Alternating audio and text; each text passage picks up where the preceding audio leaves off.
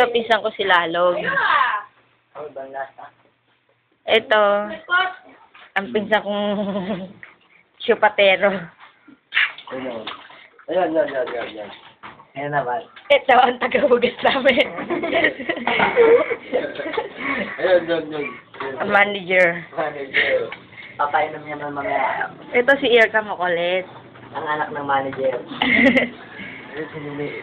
Ito, ang pinsan kong manyakol. Sinilipunta mo. Ito, ang pinsan ko naman, ang pinsan kong manyakol. Ito ang pinamahal niya.